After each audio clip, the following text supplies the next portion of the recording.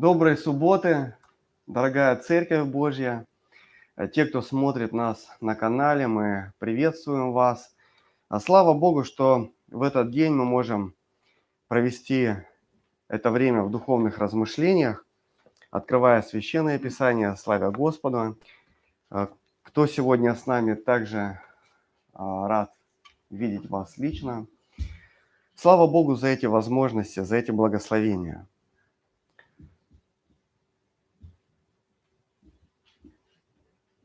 Скажите, пожалуйста, кому из вас не нравится получать подарки? Вот прям так честно. Вот мне не нравится получать. Нет таких? Всем нравятся подарки? Прекрасно. Вот почему я и спрашиваю. Есть такие люди, которые говорят, я не люблю делать подарки, но я люблю сам делать подарки. Дело в том, что практически каждый человек любит получать подарок. Особенно, когда, знаете, угадали. Вот подарили то, о чем ты мечтал. Как прекрасно. Но, конечно, в этой ситуации другая сторона приятная. Приятно, когда ты делаешь человеку подарок, и ты видишь в глазах человека радость, что действительно этот подарок принес человеку радость. Подарки бывают разные. Кто-то идет, покупает в магазине уже приготовленный, а кто-то, как говорится, вкладывает душу и сердце в этот подарок. Сам что-то выбирает, своими руками делает, упаковывает. И, наверное, для человека, который сделал подарок своими руками, он очень ценен, потому что человек вложил туда сердце, свою душу, свои силы. И вот сегодня хотел бы вместе с вами поразмышлять на тему «Самый лучший подарок». У подарков есть разное назначение. Конечно, даритель преследует определенную цель, он хочет сделать человеку приятное, возможно, он хочет восполнить нужду какую-то человеку. Иногда, знаете, так люди спрашивают, а что тебе нужно, да? Или как-то пытаются узнать, в чем человек нуждается, для того, чтобы этот подарок был не просто радость доставил, но еще и был практичен. Можно ли согласиться с утверждением? Самые лучшие подарки делает Бог. Я думаю, что да, что мы можем согласиться с этим утверждением, потому как наш Создатель знает, в чем мы имеем нужду. Он знает, что будет для нас лучше всего. И в Библии есть такое слово, как дар. Это слово тоже, по-другому можно его произнести как подарок, что-то приятное, да, то, что получает человек. И в книге послания Иакова, в 1 главе, в 17 стихе, мы можем с вами прочитать следующие слова. Послание Иакова, 1 глава, 17 стих. Послание Иакова, 1 глава, 17 стих. «Всякое даяние доброе и всякий дар совершенный не сходит свыше от Отца Светов, у которого нет изменения и ни тени перемены». Вы представляете, самый лучший подарок, все самое лучшее, что сегодня есть в нашей жизни, оно исходит от Господа. И Бог дает нам разные дары. Вера – это тоже подарок. Вера в Бога, в живого Бога, она тоже дается свыше. Без Божьего участия мы не смогли бы поверить в Бога. И я вам больше хочу сказать. Без Божьего участия человек не может вообще в принципе прийти к Богу. И как говорится в Священном Писании, Бог стучится в дверь нашего сердца. Тихо. Бог не вламывается в нашу жизнь. Кто отворит дверь, говорит Иисус Христос, я войду к Нему и буду с Ним. Буду проводить с Ним время. И вы знаете, что на этой неделе у нас было радостное событие. 3 человека открыли дверь своего сердца для Господа. Было крещение. Сейчас на экране мы можем увидеть этих радостных людей, которые после того, как они вошли в воду, Они славили Бога. Они благодарили Господа за эту прекрасную возможность посвятить свою жизнь Иисусу Христу. Давайте посмотрим. Иван, Мария и Петр. Это 3 человека, которые сегодня подарили свою жизнь Иисусу Христу. Они вошли в воду завета и сказали: Господи, мы хотим, чтобы с сегодняшнего дня наша жизнь была полностью наполнена Твоим присутствием. Брат Иван, я поздравляю тебя. Дорогие братья и сестры, слава Господу за то, что наш брат Иван вручил свое сердце Господу. Мы обычно делаем подарок. Это Библия, Священное Писание, которое Господь дает каждому из нас для того, чтобы иметь отношения с Богом, чтобы поддерживать с Господом связь. Мы вручаем тебе от церкви подарок, Библию. И так мы вручаем нашему брату Ивану свидетельство о том, что он заключил завет с Господом. Дорогие братья и сестры, вот что делает Господь. Самый большой подарок для неба – это жизнь человека, которую Господь чудным образом, вот это спасение Господь совершает в сердце человека. И вы знаете, что нет большей радости на небесах, чем жизнь человека, который посвятил свою жизнь Господу. Иван, мы еще раз тебя поздравляем. Желаем, чтобы твой жизненный путь был наполнен Божьим присутствием, чтобы ты мог доверять Господу свою жизнь, чтобы Священное Писание всегда было открыто на твоем столе. Мы поздравляем Марию и Петра, если они сейчас смотрят нас. Мы с радостью вручим и вам эти подарки. Мы с радостью будем вас увидеть снова. Пусть Господь и вас благословит. Приглашаю занимать свое место. Аминь. Дорогие друзья, еще раз давайте вместе скажем аминь. Велика радость на небесах. Все небо ликует, когда сердце человеческое открывается навстречу Господу. Вот это подарок. Это тот подарок, которому радуется и сам человек, который посвятил свою жизнь Иисусу. Радуется церковь. И более того, радуется Бог, радуются небожители, которые снова видят душу, которая посвящает свою жизнь Иисусу Христу. Ведь есть и другая грань. Есть другая грань, нежели вот эта картина. Давайте откроем с вами вместе послание к Римлянам, 6 глава, 23 стих. Послание к Римлянам, 6 глава. 6 глава, 23 стих.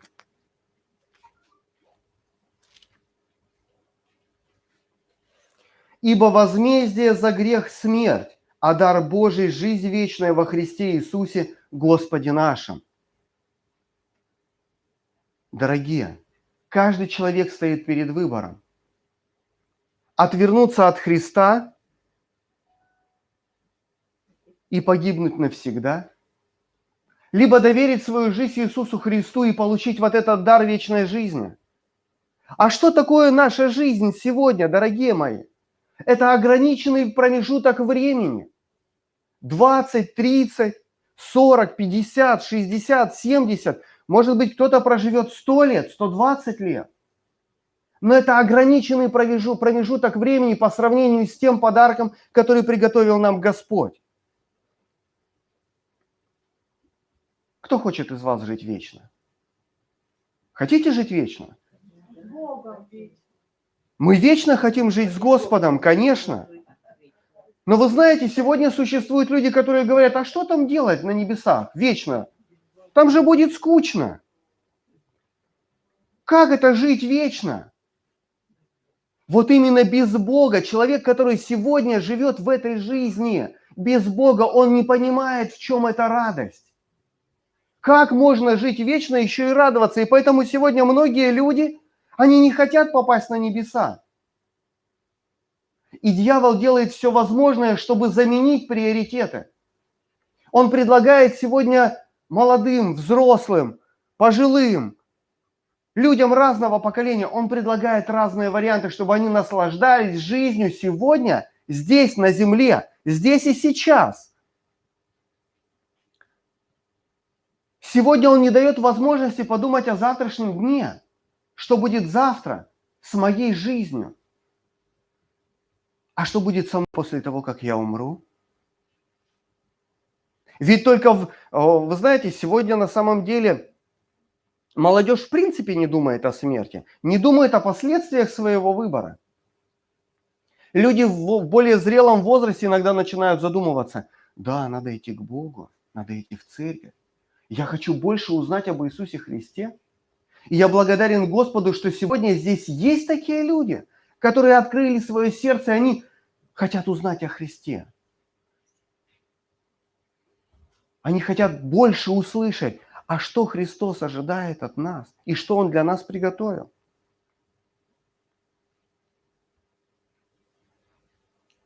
В Иисусе Христе человек получает прощение, в Иисусе Христе человек получает спасение, в Иисусе Христе человек получает надежду на лучшее.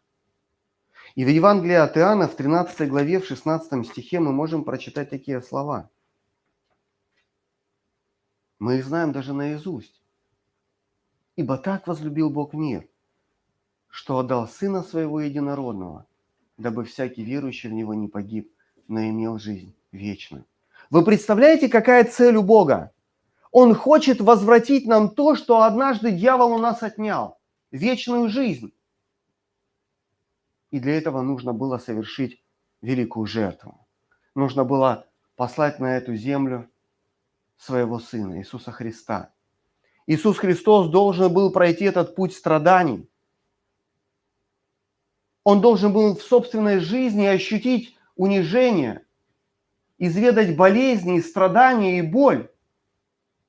Для того, чтобы сегодня мы могли, посмотрев на Иисуса Христа, сказать: вот Он мой Спаситель.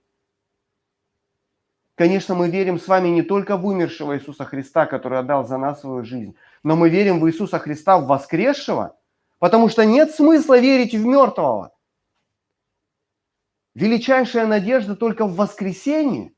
И если Иисус Христос воскрес, то и умершие во Христе воскреснут вместе с Ним. После вознесения Иисуса Христа ученики продолжили дело спасения, дело служения Иисуса. В Деянии апостолов в 3 главе, 3 глава, 6 стих, мы можем прочитать следующие слова. Деяния апостолов, 3 глава, 6 стих.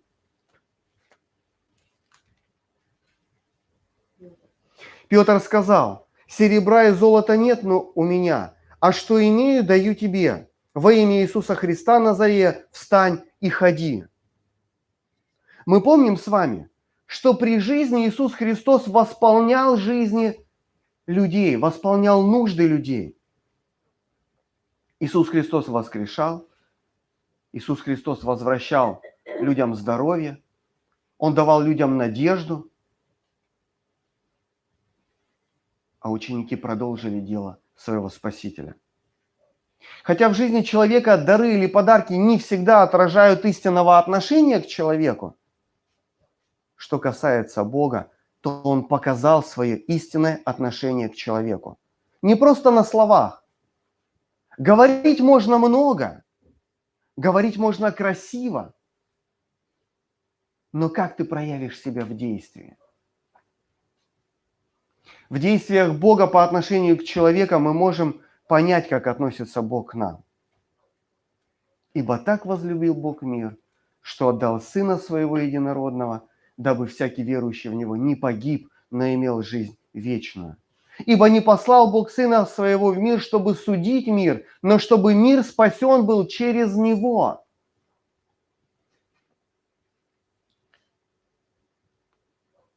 Вера от слышания, слышание от Слова Божьего.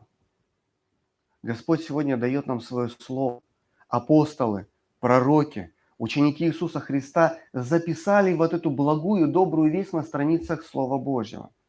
Это прекрасная книга, которая несет людям эту добрую весть, которая исцеляет покалеченные человеческие сердца, дает новый смысл в жизнь. Библия, ее тоже можно назвать Божьим подарком для нас. Это откровение Божье для человека. И если Бог помог мне, если Бог открылся мне, как я могу сегодня не поделиться этой доброй вестью? Бог наполняет мою жизнь радостью, Бог наполняет мою жизнь верой, надеждой, Он дает мне цели. Господь восполняет наши физические нужды. Солнечный свет, дождь. Все те блага, которые сегодня мы с вами имеем. Благодарность Господу, что Он всегда заботится о нас. И хочется прочитать несколько слов, как великие мужи нашего мира отзывались о Библии. Александр Сергеевич Пушкин. Посмотрите, что он говорит о Библии. Когда бы мы могли слышать, что Александр Сергеевич Пушкин читал Священное Писание? Слава Богу, что сегодня, в наше время, Библия может быть практически в каждом доме. Да, сегодня на земле есть места, в которых нельзя иметь Библию. И если люди узнают, да, что у людей дома Библия, они ее читают, то человека ждет тюрьма или даже смерть. Сегодня мы с вами свободно можем открывать Священное Писание. Посмотрите, что говорит Александр Сергеевич. Священное Писание, сколько его ни перечитывай, чем более им проникаешься, тем более все освещаешься и расширяешься. Чем больше мы читаем Слово Божие, тем больше расширяется наше познание, происходит освящение. Это очень интересное слово, которое означает преобразование человеческого сердца к доброму, к хорошему, к чистоте. Федор Михайлович Достоевский по этому поводу тоже сказал: «Господи, что за книга это Священное Писание? Какое чудо и какая сила, данная с нею человеку! Гибель народу без Божьего Слова!»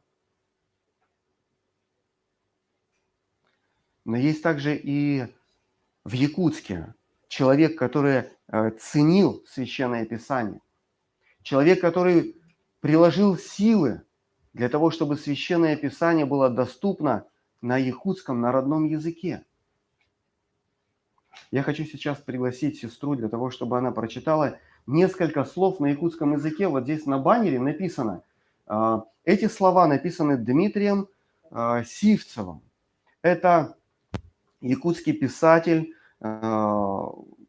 поэт, драматург, историк, краевед. Очень много можно говорить об этом человеке, который вложил свои силы для того, чтобы якутский народ имел Слово Божье на родном якутском языке. Ирина, пожалуйста, подойдите сюда, пожалуйста, и прочитайте.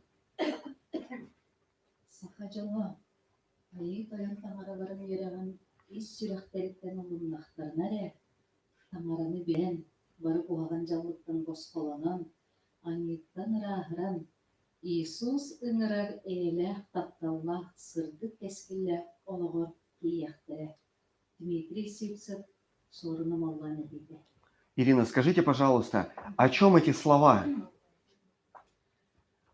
Эти слова говорят о том, что народ Саха, если от своего сердца примет Иисуса Христа, Бога, то они могут оставить свои прежние привычки и могут освободиться от греха и иметь вечную жизнь. Спасибо большое. Из воспоминаний Саргланы Леонтьевой можно прочитать вот такие слова. Это как раз вот его слова Дмитрия Сивцева. Он сказал следующее. «Выйдет наша долгожданная книга «Новый Завет», и она укажет путь моему народу, по которому ему идти. В этой книге будет все, что я хотел им сказать. Я верю своему народу, и он увидит правду».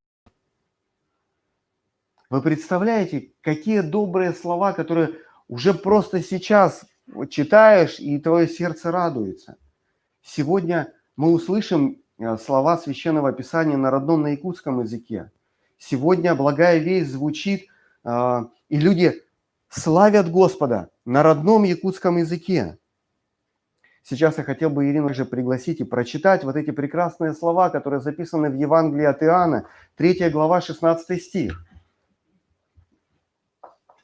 Таңара bu an duydunu ol kurduk taptan, beytin törüpüt soğuda oğlun, kinini itiğayar kanlık bağırar, kihi ölbötün, baramma toğtanırın tuğgar bette. Спасибо. Люди могут слышать, что Иисус Христос пришел в наш мир для того, чтобы спасти человека.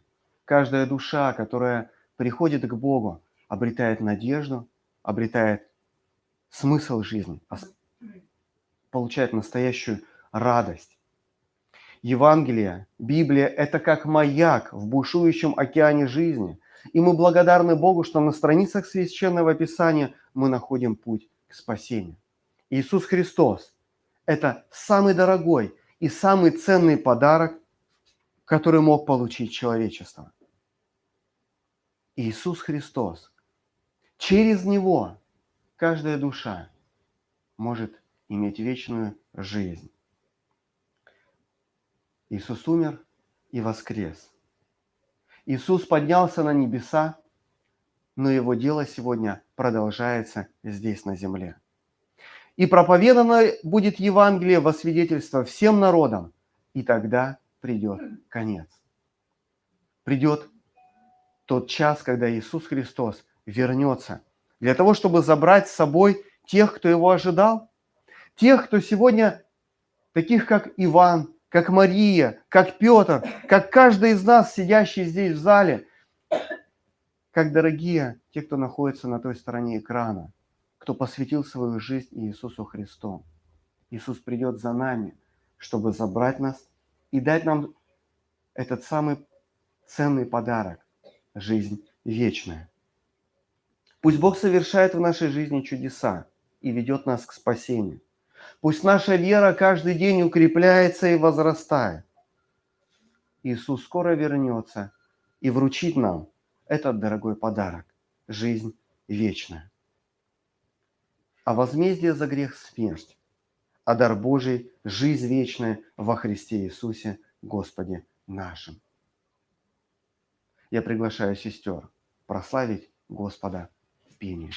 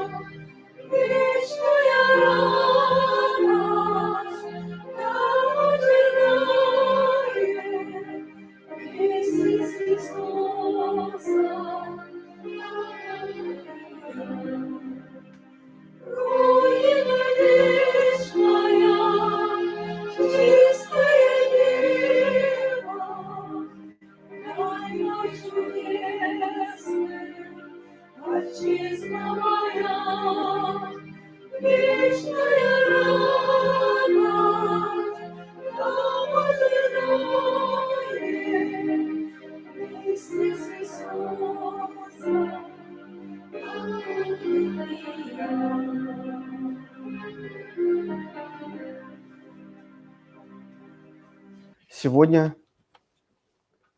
народ на территории Республики Саха имеет возможность читать Священное Писание на родном якутском языке.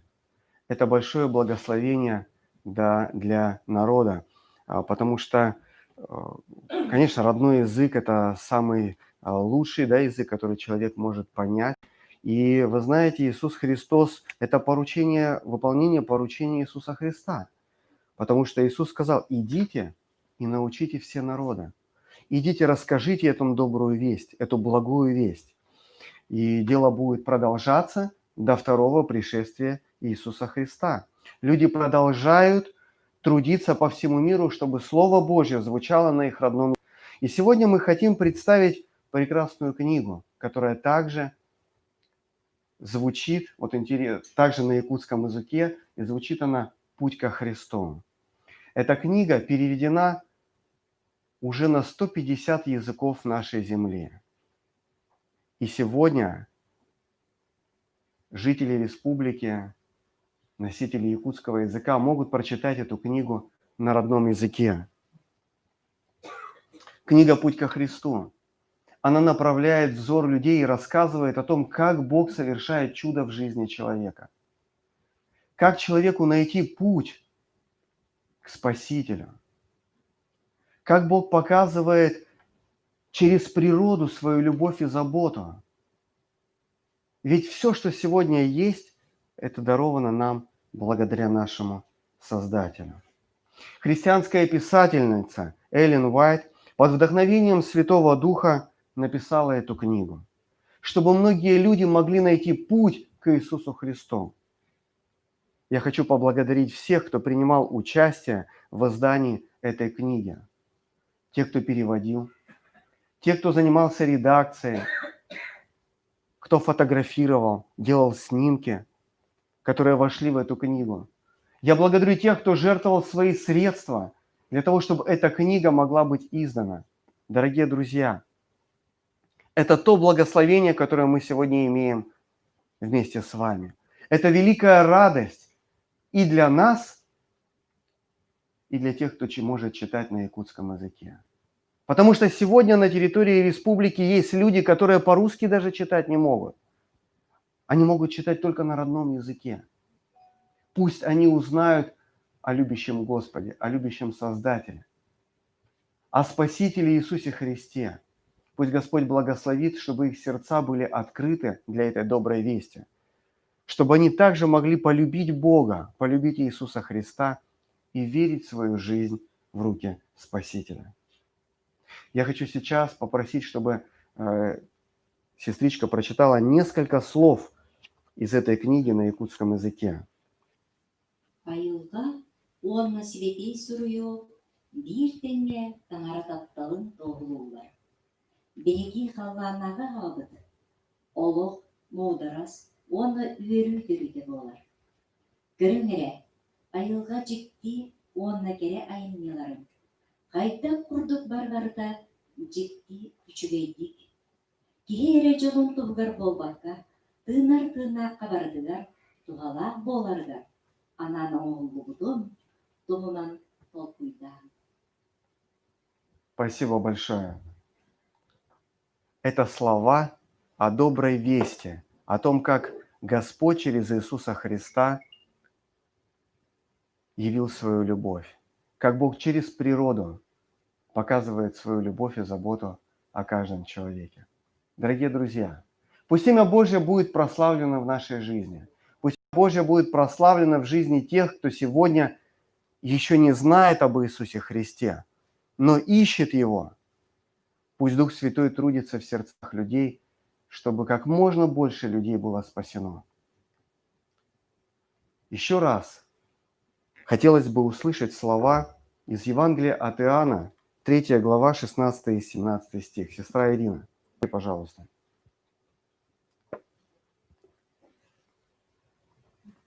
Евангелие от Иоанна, 3 глава, 16 и 17 стих.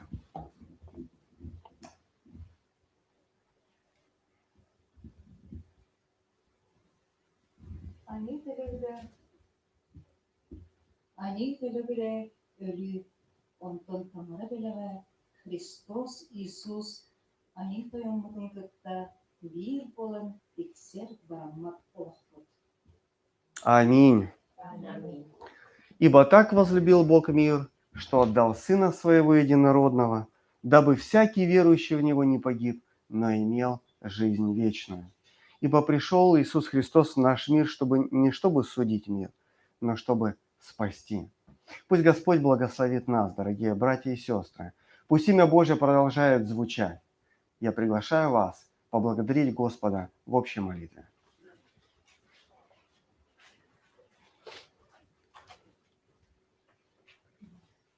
Велики дела Твои, Господи. Мы благодарны Тебе, что для нас Ты делаешь самые лучшие подарки. Только получив подарок, мы можем оценить настоящую ценность его. Сегодня многие люди на нашей земле уже ощутили Твое присутствие и радуются тому, что Ты наполняешь их жизнь. Ты сегодня наполняешь нашу жизнь смыслом, радостью. Ты вдохновляешь нас и укрепляешь, помогаешь нам в решении жизненных вопросов, насущных вопросов. Ты восполняешь нас духовно. Мы благодарны Тебе, Господи, за Сына Твоего Иисуса Христа, который не пожалел своей жизни, но пришел в наш мир и сделал все, чтобы сегодня мы имели надежду на спасение. Дорогой Господь, мы сегодня молим за каждого из нас, тех, кто стоит здесь и сейчас, тех, кто смотрит нас, и за тех, возможно, кто еще не слышал весть о Тебе. Пусть Слово Твое продолжает звучать. Пусть Дух Святой продолжает трудиться в сердцах людей. А нас благослови нести эту добрую весть. Как прекрасны ноги благовестника, однажды сказал пророк Исаия. И мы просим, вдохновляй нас быть добрыми Твоими свидетелями. Не сохранить в тайне этот величайший подарок, который мы сегодня уже приобрели, но поделиться им с людьми, которые находятся рядом с нами. Мы, Господи, отдаем свою жизнь в Твои любящие руки и просим, продолжай совершать наше спасение. Продолжай спасать людей и готовить их к жизни вечной. Благодарим Тебя и славим за услышанную молитву. Аминь. Аминь. Дорогие друзья, присаживайтесь. Те, кто посмотрит нас, мы рады будем с вами встретиться вновь. Пусть Господь благословит всех нас.